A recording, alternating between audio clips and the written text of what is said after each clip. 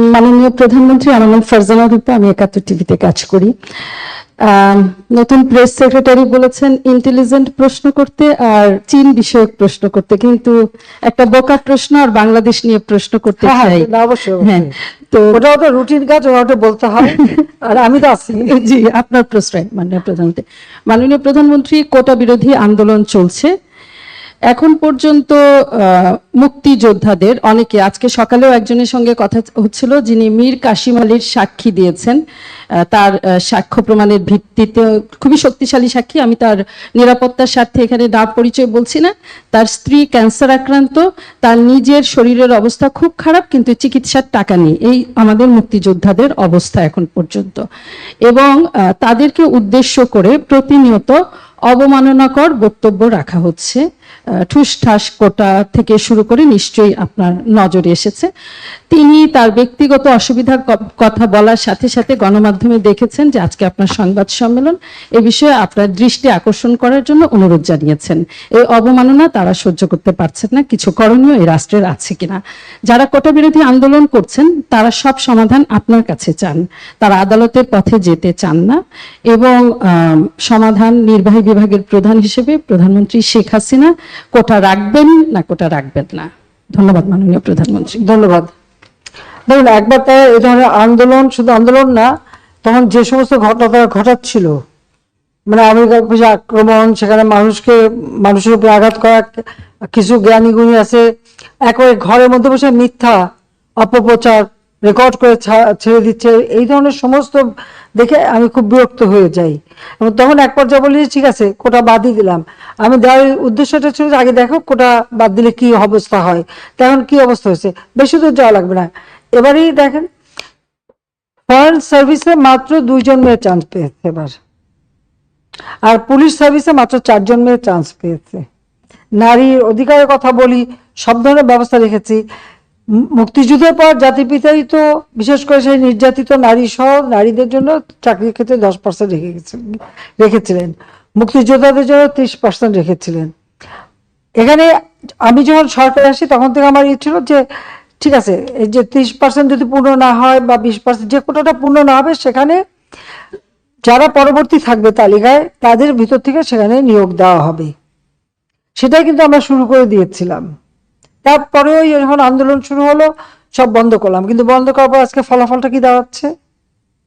আর আমি একটা জিনিস আমি বুঝি না, সেখানে আমাদের দেশের নারীরা তো কোনোদিন সেক্রেটারি হবে ভাবেনি, ডিসি হবে ভাবেনি, এসপি হবে ভাবেনি, এমনকি কোথাও তাদের পদায়নও ছিল না।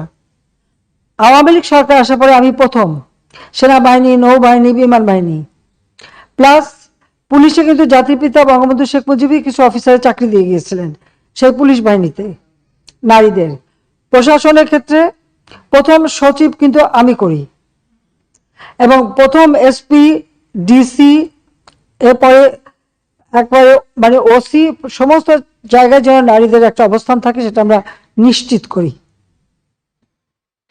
লেখাপড়ার দিক থেকে জাতির পিতাই শুরু করলেন মেয়েদেরকে 8ম শ্রেণী পর্যন্ত প্রথমে অবৈতনিক করে দেওয়া, সেটাকে 12 পর্যন্ত 12 ক্লাস পর্যন্ত অবৈতনিক। পার্লামেন্টে কিন্তু মেয়েদের জন্য আলাদা সিট রেখে দিলেন, সংরক্ষিত আসন, যেন নারী নেতৃত্ব গড়ে ওঠে।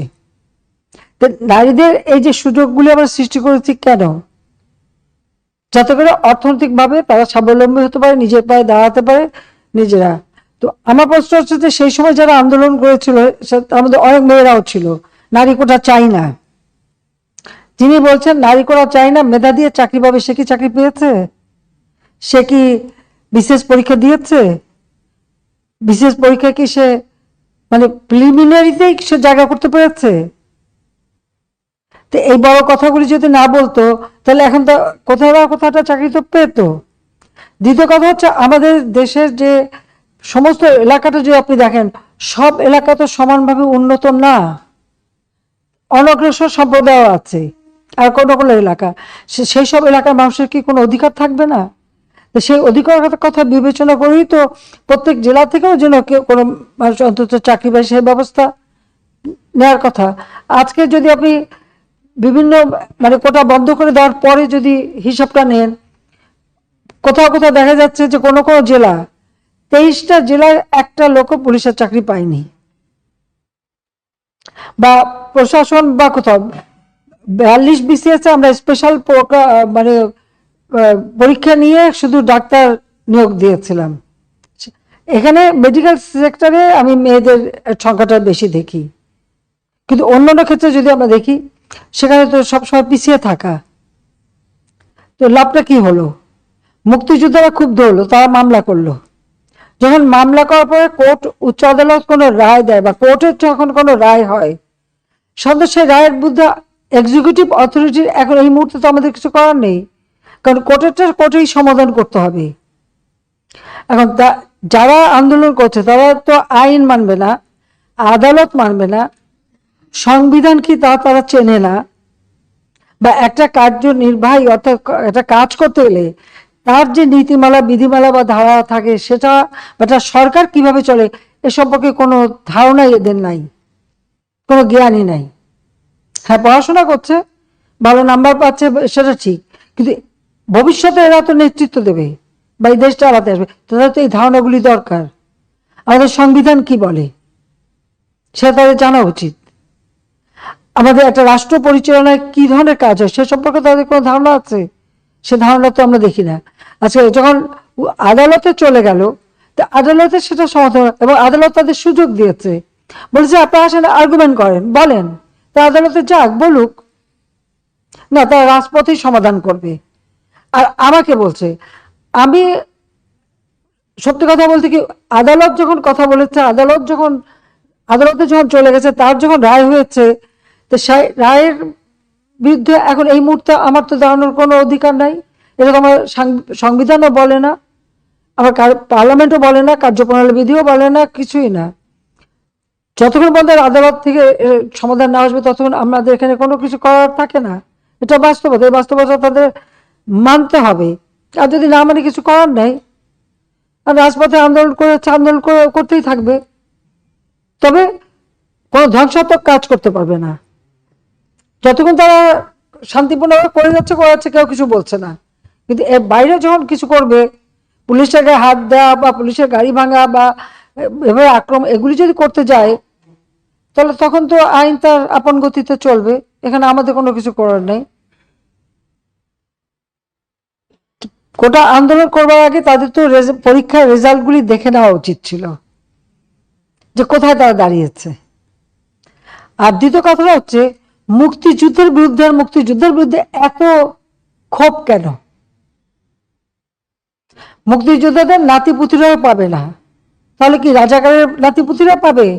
সেটা আমার প্রশ্ন, দেশবাসীর কাছে প্রশ্ন, যে রাজাকারের নাতিপুতিরা সবকিছু পাবে, মুক্তিযোদ্ধারা পাবে না। অপরাধটা কি?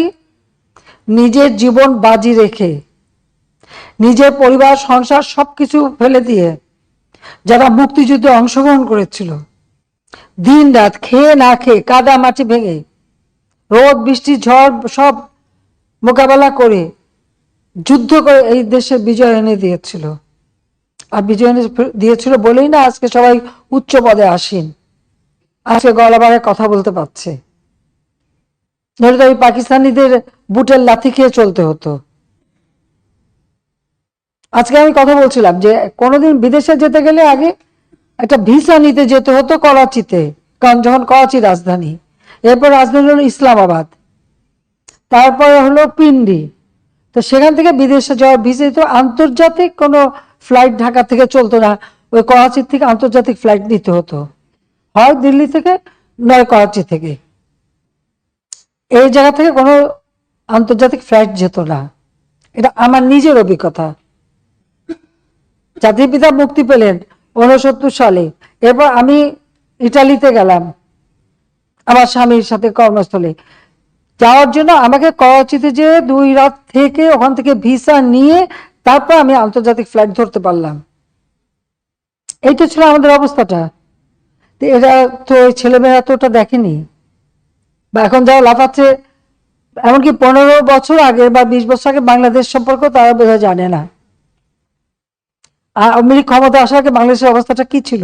ঢাকা বিশ্ববিদ্যালয় সব বিশ্ববিদ্যালয় ছিল অস্ত্রের ঝড় জানানি, বোমাবাজি আর সেশন জট।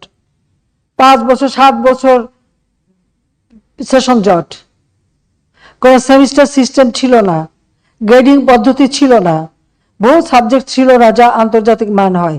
ঢাকা বিশ্ববিদ্যালয়ের কারণে বাংলাদেশ থেকে কেউ যদি বিএ পাশ করে বিদেশে যেত তাকে আবার সেই গোড়ার থেকে ইন্টারমিডিয়েট থেকে পড়তে হতো, স্কুলে ভর্তি হয়ে পড়ে তারপরে উচ্চ সে যেতে পারতো।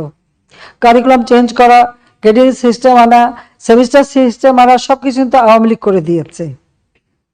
আজকে সকলের হাতে মোবাইল ফোন, ফটাফট যোগাযোগ করে ফেলে, সোশ্যাল মিডিয়াতে করে আন্দোলন করে। এই মোবাইল ফোন কোথায় ছিল, কার হাতে ছিল আওয়ামী লীগ ক্ষমতা আসার আগে? 96 সালের সরকার আসার পর সমস্ত ফোন, অ্যানালগ ফোনকে ডিজিটাল করা, মোবাইল ফোন সবার হাতে হাতে তুলে দেওয়া, ওয়াইফাই কানেকশন দেওয়া, কে করেছে? আওয়ামী লীগ সরকার করেছে। আর করেছে বলে আজকে সেটা ব্যবহার করে এখন নানা রকম রাষ্ট্র কিভাবে চলবে সেই নীতিমালা, সেটা তো আমাদের সংবিধানে দেওয়া আছে। যেখানে সংবিধানে আছে অনগ্রসর যারা তাদেরকে রাজ্যের কর্মের সাথে সম্পৃক্ত থাকতে দেয়া হবে। তারা কি সংবিধানটা পড়ে দেখছে কখনো? আর মুক্তিযুদ্ধের বিরুদ্ধে, মুক্তিযোদ্ধাদের বিরুদ্ধে কথা বলার অধিকার তাদেরকে দিয়েছে।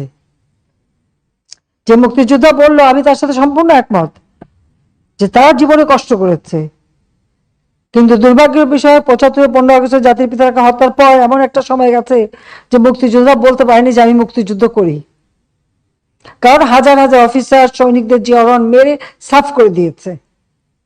আবার তাদের মাথায় মানে কিছু কিছু পকেট করে নিয়ে তাদেরকে খুব তেল দিয়েছে, কিন্তু আসলে তো মুক্তিযুদ্ধের চিন্তা চেতনা সবকিছু তো মুছে ফেলে দিয়েছিল।